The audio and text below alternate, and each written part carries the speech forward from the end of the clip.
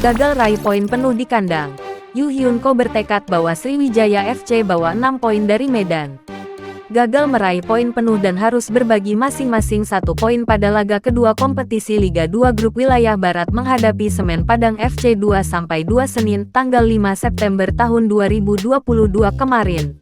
Membuat gelandang bertahan Sriwijaya FC Yu Hyun Ko bertekad menebusnya pada laga awal di Sumatera Utara nanti. Sriwijaya FC asuhan Coach Liestiadi ini akan melakoni 2 laga tandang, yakni menantang PSDS Deli Serdang Minggu tanggal 11 September tahun 2022 pukul 16 di Baharudin Siregar Lubuk Pakam. Kemudian pekan berikutnya menantang tim PSMS Medan Minggu tanggal 18 September tahun 2022 pukul 15.30 di Stadion Teladan Medan.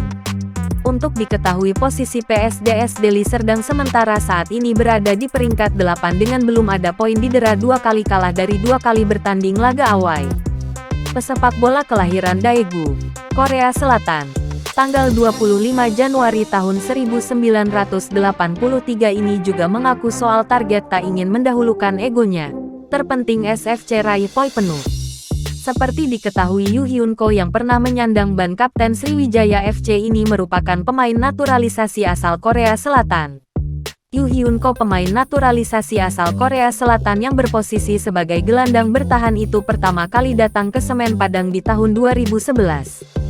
Sejak itu, ia betah di Indonesia dan bermain selama 5 tahun. Saat ada pembekuan PSSI oleh FIFA dan tak ada kompetisi resmi, lalu ia dipinjamkan ke Sriwijaya FC. Setelahnya, ia membela klub Laskar Wong Kito lagi selama 5 tahun. Sejak saat itu, Yu Hyun Ko memutuskan mantap untuk naturalisasi menjadi WNI. Meski sebelumnya pemain asal Daegu itu pernah membela timnas Korea usia muda. Ia pernah mendapat pujian dari pelatih, dan kemampuannya di atas pemain Korea lain. Yu Hyun Ko kemudian dipanggil untuk membela timnas Korea usia muda. Ia berharap suatu saat nanti bisa berkembang dan dipanggil lagi ke timnas senior Korea. Waktu kecil Yu Hyun Ko sudah masuk timnas, makanya ia termotivasi, mungkin bisa masuk timnas senior, timnas Korea.